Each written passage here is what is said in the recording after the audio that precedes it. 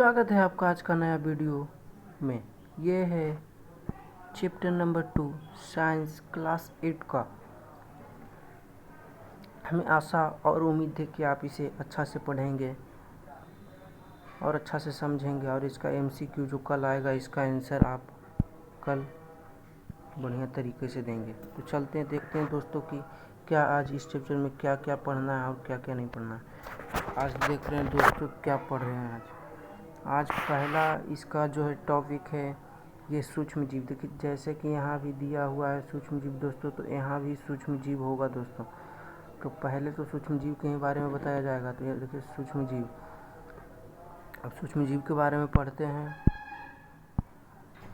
वे जिन्हें हम अपनी आँखों से देख नहीं सकते उन्हें हम सूक्ष्म जीव कहते हैं। सूक्ष्म जीव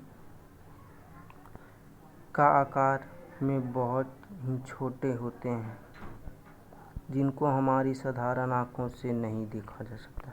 आप जानते ही होंगे दोस्तों कि सूक्ष्म जीव है जो अति यानी बहुत छोटे होते हैं, जिन्हें हम अपनी नंगी आँखों यानी खुली आँखों से तो देख नहीं सकते। उसे देखने के लिए माइक्रोस्कोप अन्य चीज़ों का प्रयोग करते हैं। तब ये सब माइक्रोस्कोप वगैरह वगैरह सब प्रयोगशाला में रहते हैं। आपके स्कूल में भी प्रयोगशाला होंगे साइंस का, तो उसमें भी होगा। जैसे कि आप जानते हैं सभी वस्तुओं के बहुत सारे प्रकार होते हैं। इसी तरह इस चैप्टर में भी सूक्ष्म जीव के 4 प्रकार हैं। जैसे कि आप देख सकते हैं यहाँ पे लिखा हुआ है सूक्ष्म जीव की 4 वर्गों में बांटा गया है। तो हम अब देखते हैं पहला क्या है। पहला क्या है दोस्तों, आप देख सकते हैं पहला जीवाणु है। पहला जो है जीवाणु है, ये आप देख सकते हैं। जो पहला नंबर इसका है वो जीवाणु का है। तो अब जीवाणु पहले पढ़ लेते हैं, उसके बाद दूसरा का नंबर पढ़ेंगे। तो जीवाणु क्या होता है। जीवाणु छोटे छोटे बैक्टीरिया जो आप अभी देख रहे थे वही सब जीवाणु हैं। जीवाणु का कुछ प्रकार भी दिया हुआ वो देखते हैं हम। ये जो है जीवाणु का प्रकार, इसको जड़नुमा जीवाणु कहते हैं। जो ये पहला है, ये फर्स्ट नंबर, इसे जड़नुमा जीवाणु कहते हैं। आप इसे लिख लेंगे, इसे जड़नुमा जीवाणु कहते हैं। जो ब्लू कलर का, ब्लू एंड वाइट का रहता है उसे जड़नुमा जीवाणु कहते हैं। अब देखते हैं एक जीवाणु का एक और प्रकार दिया है, उसे देखते हैं। ये रहा जीवाणु का दूसरा प्रकार। जीवाणु का ही प्रकार है, 2 प्रकार के जीवाणु होते हैं। इसको स्पाइरल जीवाणु कहते हैं दोस्तों। इसको हम स्पाइरल जीवाणु कहते हैं। जो ये वाला है दोस्तों, इसको हम स्पाइरल जीवाणु कहते हैं। ठीक है, स्पाइरल की जैसे ही ये मुड़ा मुड़ा है, स्पाइरल स्प्रिंग वाला आप कॉपी देखे होंगे स्पाइरल का, उसी के जैसे ये देखिए आप हल्का हल्का मुड़ा रहा है। तो आप इससे याद रखते हैं कि इसे स्पाइरल जीवाणु कहते हैं। अब देखते हैं दोस्तों कि आगे देखते हैं कवक। 4 प्रकार है, तो इसमें एक आपने पढ़ लिया। अब देखते हैं कवक, ये दूसरा है कवक। तो कवक को देखते हैं। कवक के भी दोस्तों अन्य प्रकार होते हैं। तो कवक का पहला है राइजोपस ब्रेड मोल्स। दूसरा है पेनिसिलियन और तीसरा है दोस्तों एस्पराजिलस। तो ये तीनों कवक का प्रकार है जो कि सूक्ष्म जीव के अंतर आते हैं। जैसे कि आप देख सकते हैं चित्र 2.4 कवक। ये जो चित्र 1, 2, 3 जो है ये सब कवक का चिन्ह है। आप चाहें तो दोस्तों ये नोट्स के जरिए हम पढ़ाते हैं, तो आप इसका पॉज करके आप इसको देख सकते हैं या लिख भी सकते हैं। अब आगे बढ़ते हैं। प्रोटोजोआ इसका कोई खास वर्णन नहीं है यहाँ पे, तो हम इस पे ज़्यादा ध्यान नहीं दे रहे हैं। यदि आपका रहेगा तो इसका एक स्पेशल वीडियो बनाकर हम डालेंगे। तो आगे देखते हैं चौथा शैवाल। चौथा है शैवाल। इसका भी कोई ज़्यादा वर्णन नहीं है। यदि ये दोनों का आप वीडियो जानना चाहते हैं तो हम आपको कमेंट करिए, हम आपको कल या जब भी आपका रहेगा हम दे देंगे। तो अब देखते हैं जीवाणु देखते हैं दोस्तों। जीवाणु एक ही तरह के सूक्ष्म जीव होते हैं। विषाणु, ये विषाणु, जीवाणु आपने पढ़ा, अब विषाणु पढ़ते हैं। विषाणु भी एक तरह का सूक्ष्म जीव होता है, लेकिन इसे हम सूक्ष्म जीव के 4 वर्गों में नहीं गिनते, क्योंकि यह बाकी सूक्ष्म जीवों की तरह अपना विकास नहीं करता। सूक्ष्म जीव किसी जीवित प्राणी के शरीर में जाकर अपना विकास कर पाता है। अगर वह शरीर से बाहर निकल दिया तो यह वायरस मर जाता है।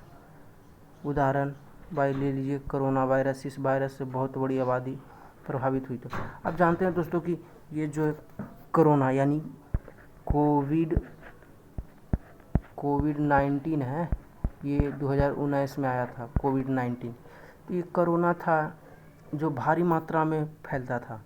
ये आप एक व्यक्ति से दूसरे व्यक्ति को स्पर्श भी किए, टच भी किए तो ये संक्रमित, अगला व्यक्ति संक्रमित। आप यदि संक्रमित हैं तो अगला व्यक्ति संक्रमित हो, यदि वो संक्रमित है आप संक्रमित हो जाते होंगे। ये जो है विषाणु का लक्षण था कोरोना वायरस में। तो उदाहरण भाई दिया कोरोना वायरस, इस वायरस का बहुत बड़ी आबादी को प्रभावित किया था। अब जब चाइना से आया था और पूरे विश्व में फैल गया था दोस्तों। लोग कहते चाइना से आया था, बात सही है कि चाइना से आया था और ये पूरा देश में से था। देखिए विषाणु भी एक सूक्ष्म जीव है, पर इसे सूक्ष्म जीवों के अंतर्गत नहीं रखा गया। जैसे सूक्ष्म जीव के अंतर्गत देखते हैं दोस्तों, ये जीवाणु है, कवक है, ये प्रोटोजा, शैवाल, ये सब के अंतर्गत नहीं रखा गया। जिस तरह का दोस्तों आप इसमें लिखा हुआ दोस्तों, सूक्ष्म जीव मित्र के रूप में। सूक्ष्म जीव हमारे मित्र भी हैं और शत्रु भी हैं, जैसे कि ये चैप्टर का नाम ही है सूक्ष्म जीव मित्र एवं शत्रु। इसी प्रकार से सूक्ष्म जीव हमारे मित्र भी हैं और शत्रु भी हैं। तो ये किस तरह से हमारे मित्र के रूप में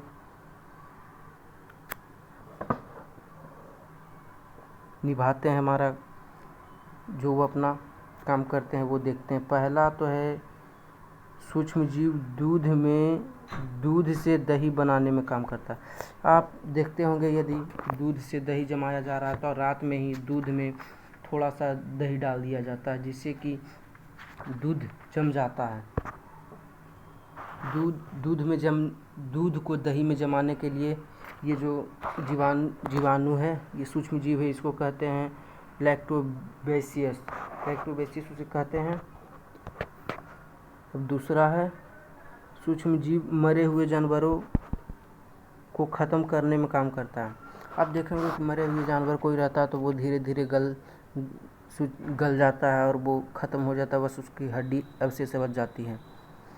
तो आप जानते हो इसमें भी सूक्ष्म जीव का बड़ा हाथ रहता है। नहीं सूक्ष्म जीव उसको गलाएगा तो प्रदूषण फैलेगा, वो गंध कितना मारता है आप जानते होंगे।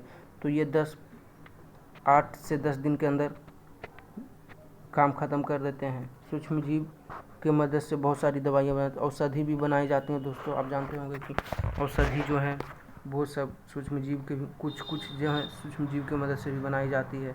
अब ये रहा सूक्ष्म जीव की मदद से चीनी से शराब बनाई जाती है। शराब भी दोस्तों सूक्ष्म जीव की मदद से बनाई जाती है। चीनी से शराब बनाया जाता है इसके सूक्ष्म जीव की मदद से। अब देख सकते हैं सूक्ष्म जीव मिट्टी की उर्वरता में वृद्धि करते हैं। यह नीले हरे शैवाल तथा जीवाणु की मदद से होता है। आप देखेंगे शैवाल हो जाता है जो काई की तरह लग जाता है, ग्रीन, वो हरा वाला देखे होंगे जहाँ पे पानी ज़्यादा जमा रहता है वहाँ पे लग जाता है। तो ये सब जो है खेतों में उर्वरता बढ़ाने के लिए काम करते हैं दोस्तों। अब हम देखते हैं किण्वन देखते हैं किण्वन क्या है दोस्तों। किण्वन क्या है? यह चीनी को अल्कोहल में बदल देता है, इस प्रक्रिया को किण्वन कहते हैं। यष्टि चीनी को एल्कोहल में बदल देता है। इस प्रक्रिया को किण्वन कहते हैं। आप इसे लिख भी लेंगे दोस्तों अपने नोटबुक में। यदि आप नोटबुक लेकर बैठे हैं तो आप इसको लिख लेंगे दोस्तों, क्योंकि ये सब जो है आता है परीक्षा में, बहुत ज़्यादा पूछे जाते हैं। हमारे जो परीक्षा पढ़े थे अगले बार, उसमें बहुत इसका जो था ये पूछा गया था। तो देखते हैं, एंटीबायोटिक, यह औषधि जो बीमारी पैदा करने वाले सूक्ष्मजीव को नष्ट कर देता है या उनकी वृद्धि को रोक देता है, उसे हम एंटीबायोटिक कहते हैं। एंटीबायोटिक भी सूक्ष्मजीव से ही बने थे। अब देखेंगे दोस्त, अब कि आपको कोई भी बीमारी होती है तो आप डॉक्टर के पास जाते हैं तो वो पूछता है गोली दे दें या एंटीबायोटिक वाली गोली दे दें। तो वो एंटीबायोटिक वाला जो है जल्दी काम करता है दोस्तों। तो हम ये घर में भी सुने होंगे कि जाओ एंटीबायोटिक ले आओ जिससे कि दर्द ठीक हो जाएगा। तो एंटीबायोटिक, इसका भी आप उदाहरण चाहे तो आप अपने कॉपी में लिख सकते हैं। अब आगे देखते हैं दोस्तों, वैक्सीन। वैक्सीन देखते हैं दोस्तों। अब वैक्सीन को देखते हैं। वैक्सीन यानी टीकाकरण। टीका, वैक्सीन को टीका कहते हैं। वैक्सीन को देने की प्रक्रिया को टीकाकरण कहते हैं। जैसे कोरोना के समय में आपने भी देखा होगा कि वैक्सीनेशन हुआ था, टीकाकरण हुआ था। जो कोरोना प्रभावित लोग रहते थे उनको भी दिया गया था, जो नहीं थे उनको भी दिया गया था कि उसमें कोरोना प्रवेश ना कर सके उनके शरीर में। तो अब देखते हैं वैक्सीन सूक्ष्मजीव से बनी होती है। वैक्सीन के टीके का प्रयोग आमतौर पर चेचक, हैजा तथा हेपेटाइटिस जैसी बीमारियों को रोकने के लिए किया जाता है। हमारे शरीर अपनी प्रतिरोधक क्षमता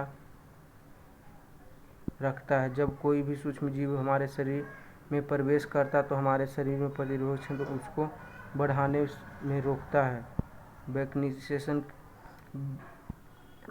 वैक्सीन टीके के अंतर्गत मृत अवस्था में सूक्ष्मजीव पाए जाते हैं जिनमें शरीर में उन्हें पहले ही समझ लेता है और दोबारा आने वाले सूक्ष्मजीव को जल्दी मार देता है, जिससे बीमारी ख़त्म हो जाती है। आपने देखा होगा कि दोस्तों कि कोरोना का टाइम था तो उसमें लोग बोलते थे काढ़ा पियो, वो आंवला खाओ, आंवला का काढ़ा पियो, जिससे कि रोग प्रतिरोधक क्षमता था वो बढ़ जाता था और उसमें इंटर करने से पहले ही, जीवाणु को इंटर करने से पहले ही मार देता था। यहाँ पे देखिए चेचक है दोस्तों। चेचक का भी टीका को खोज हुआ था। हैजा का भी टीका का खोज किया था। इसी तरह से बहुत सारे उनको खोज किया गया था। अब देखते हैं, तो हमने तो देखा कि सूक्ष्म जीव है जो हमारे मित्र के रूप में कैसे होते हैं। अब इन्हें देखते हैं शत्रु के रूप में ये कैसे कार्य करते हैं। सूक्ष्मजीव शत्रु के रूप में भी कार्य करते हैं, आपको पता होगा। तो आप देखते हैं हम पहला नंबर, इसका जो पहला है, सूक्ष्मजीव हमारे शरीर में बहुत सारे बीमारियों पैदा कर देते हैं। देखें, हम जानते होंगे दोस्तों कि मलेरिया होता है, यह हैजा होता है, ये सब सूक्ष्मजीव के कारण ही होता है। सूक्ष्मजीव हमारे खाने को ख़राब कर देता है।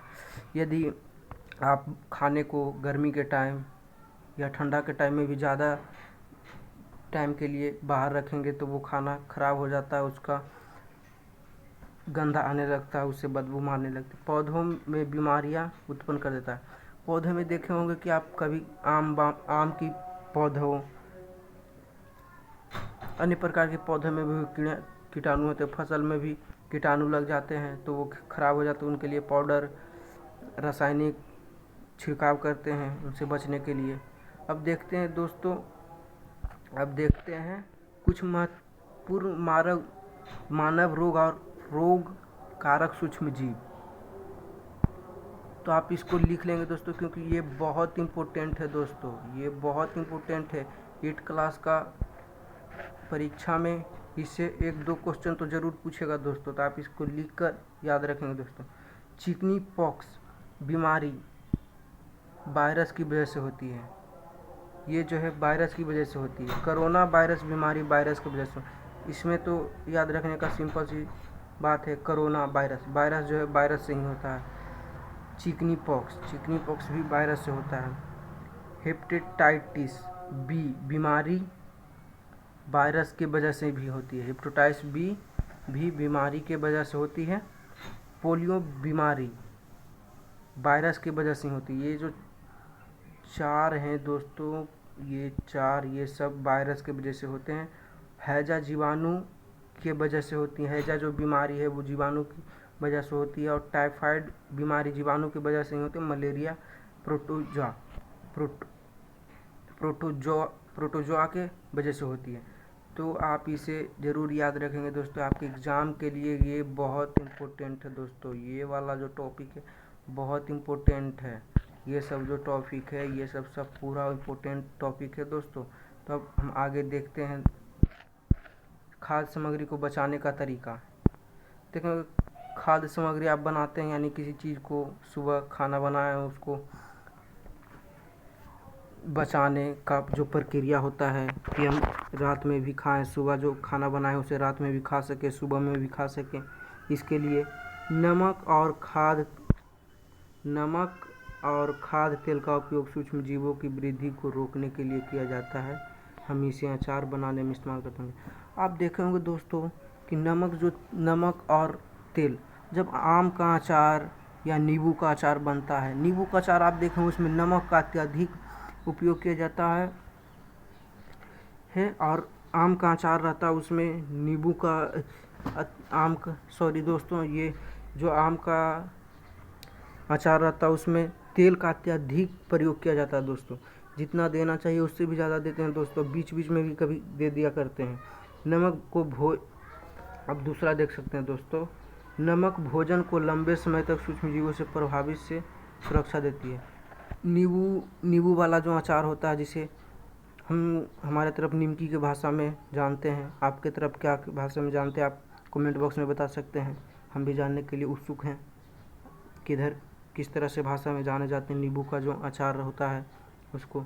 तो इसी तरह नमक भोजन को लंबे समय तक सूक्ष्म जीवों से प्रभावित होने से सुरक्षा दिलाता है, इसीलिए नमक का प्रयोग किया जाता है। जैम, जेली तथा स्क्वैश का प्रशिक्षण चीनी द्वारा किया जाता है। चीनी के प्रयोग से खाद्य सामग्री नमी कमी आ जाती है, सूक्ष्म जीव वृद्धि की वजह से कम हो जाती है। इसके फिर से पढ़ते हैं दोस्तों, जल्दी पढ़ें, इसमें कुछ नहीं समझ में आया, फिर से पढ़ते हैं। जैम, जेली तथा स्क्वैश का प्रशिक्षण चीनी द्वारा किया जाता है। चीनी के प्रयोग से खाद्य पदार्थ की नमी में कमी आ जाती है और सूक्ष्म जीवों की वृद्धि इस वजह से कम हो जाती है। तो आप देखे होंगे दोस्तों कि जैम, जेली, स्क्वैश, ये सब में चीनी का अत्यधिक प्रयोग रहता है दोस्तों। जितना ज़रूरत है उससे ज़्यादा हो सकता है, लेकिन उससे कम नहीं हो सकता दोस्तों। ये सभी में ज़रूरी होते हैं दोस्तों ये सब।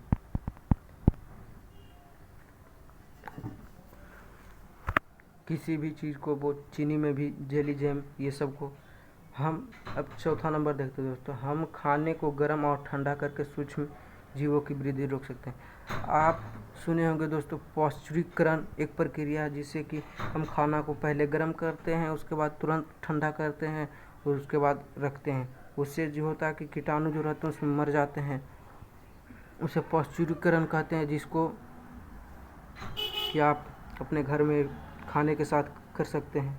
हम खाने को 5वां नंबर अब देखते हैं, खाने को सुरक्षित रखने के लिए वायुरोधी सील पैकेट।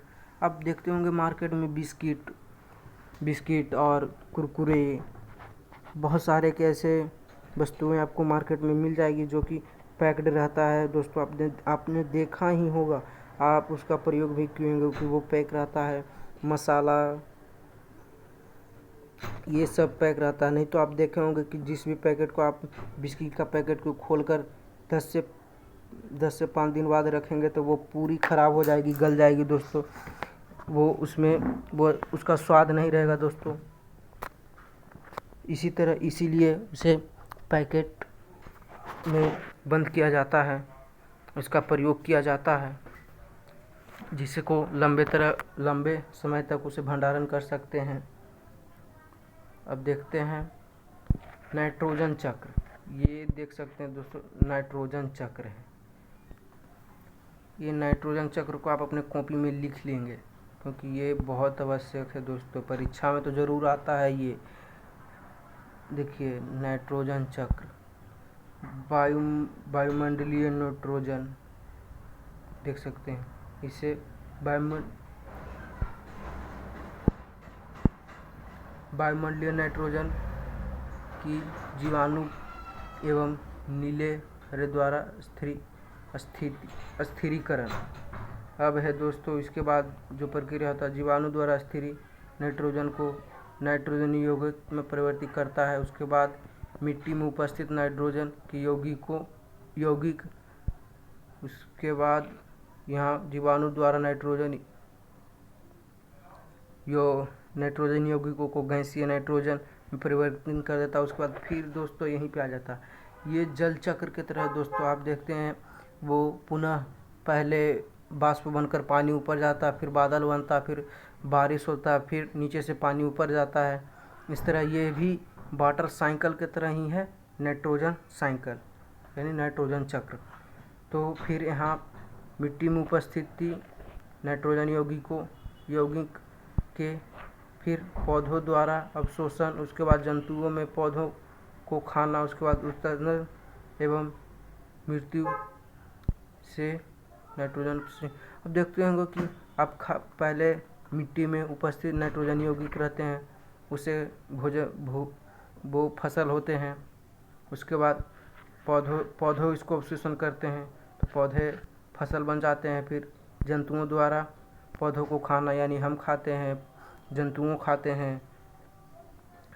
उसके बाद जब जंतुओं मर जाते हैं यानी, और हम सब का अवशिष्ट पदार्थ जो रहता है, कोई जीव मर गया उसका अवशिष्ट पदार्थ रहता है, वो फिर से मिट्टी में मिल जाता है दोस्तों। मिट्टी में पुनः जीवाणुओं को द्वारा ही, जैसे आपने पढ़ा कि किसी भी वो जो रहता है डेड बॉडी किसी भी जीव जंतुओं का, वो धीरे धीरे गल जाता है और मिट्टी में मिल जाता है। जीवाणुओं के कारण ही ये सब होते हैं दोस्तों। तो आज का वीडियो में बस इतना ही। यदि आप हमारे चैनल से जुड़े रहना चाहते हैं दोस्तों तो हमारे चैनल को सब्सक्राइब कर दें। ये हमारा चैनल को सब्सक्राइब कर दें दोस्तों और सपोर्ट करिए दोस्तों। हम इस यूट्यूब पर नए हैं, सपोर्ट करिए, आगे बढ़ाइए, सब आपका हाथ में दोस्तों। अब हम अपने चैप्टर को ख़त्म करते हैं, फिर कल आएंगे इसका MCQ के साथ दोस्तों। कल का इंतज़ार करिए, कल 12 बजे इसका MCQ आएगा, आपके साथ, आपके सामने रहेगा। तो आप इसको चैनल को सब्सक्राइब कर लीजिए और बेल आइकन को दबा दीजिए, जो कि आपको सबसे पहले वीडियो आपके यहाँ जाए। तो अब कल वाले वीडियो के लिए इंतज़ार करिए दोस्तों। Let's go and and